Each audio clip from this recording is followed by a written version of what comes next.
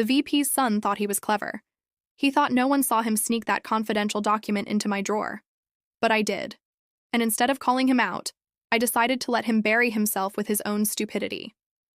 By the time it was over, the entire office would know what he did, and I wouldn't have to say a single word. If you've ever been blamed for something you didn't do and dreamed of sweet, quiet revenge, this story's for you.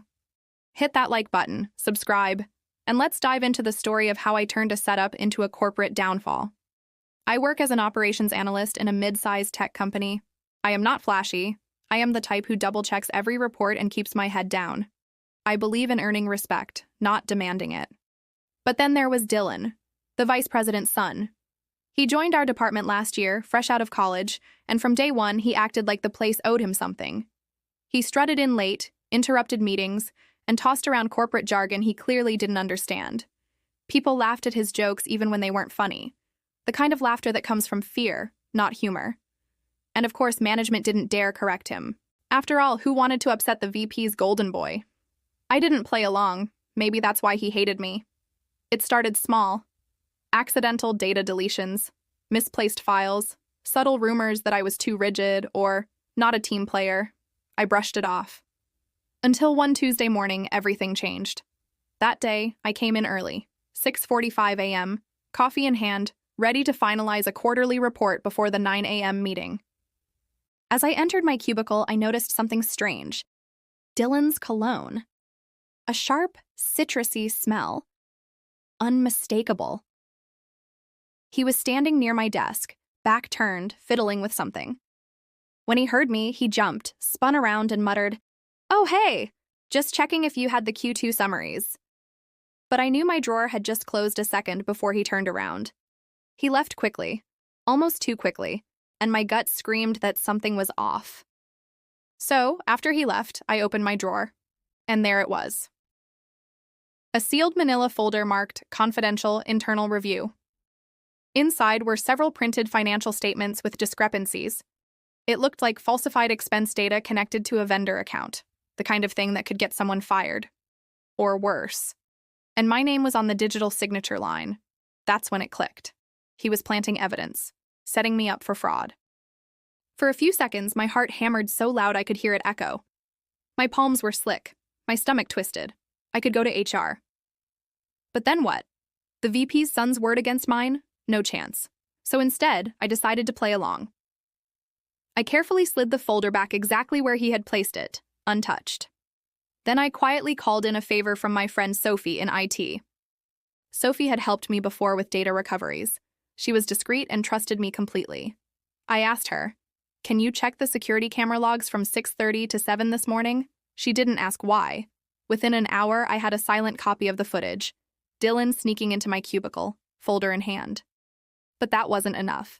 I needed him to expose himself. So, I spent the next few days acting completely normal. I greeted him, joined meetings, even complimented his ridiculous tie. He looked smug, too smug, like a man waiting for his trap to snap shut. Sure enough, 3 days later, I got an email from compliance asking me to clarify anomalies in recent financial reports. I was requested to bring my records and attend a private meeting with the VP and HR. Perfect. The night before the meeting, I prepared a USB drive containing the security footage, copies of my clean financial logs, and digital timestamps showing when the files in question were created, all traced to Dylan's workstation. I also printed one extra copy of the falsified folder and placed it neatly on his desk. The next morning, the tension in that conference room was thick enough to cut with a knife. The VP sat at the head of the table, jaw tight, HR on one side, compliance on the other. Dylan leaned back in his chair, arms crossed, with a smug grin plastered across his face. The VP began, "We've found irregularities in several vendor expense records under your name, Alex. These were discovered in your drawer by Dylan." I took a deep breath, feigning confusion. "My drawer? Are you sure?" Dylan leaned forward. "I saw it myself. The documents were hidden under some files. I thought it was suspicious, so I turned them in." His tone was smooth. Too smooth. HR nodded seriously. "This is a serious matter. These falsifications could imply—" I held up my hand gently. "Before you continue, may I show something?" Without waiting, I plugged in the USB drive. The projector flickered on, showing the time-stamped footage, Dylan walking straight into my cubicle at 6:41 a.m., folder in hand. The room fell silent. I turned to Dylan. You were checking for Q2 summaries, right? Or were you just delivering your own evidence? HR's eyes widened. The VP's face turned pale. Dylan stammered. That's not... I was just... But it was too late. Sophie had also included access logs proving the files had been uploaded from Dylan's account and printer. HR leaned back, expression cold. That's enough. We'll need to pause this meeting. The VP's voice cracked. Dylan, outside, now. As they left, I sat there in complete silence. My hands were steady. My pulses calm. For the first time in months, I felt like I had control again. Within a week, Dylan was gone. Officially, it was labeled as voluntary resignation. But everyone in the office knew the truth. The VP stopped making public appearances for a while. The company quietly tightened its compliance protocols. And me? I was promoted. Not because I asked, but because HR personally recommended it, citing professional conduct under pressure.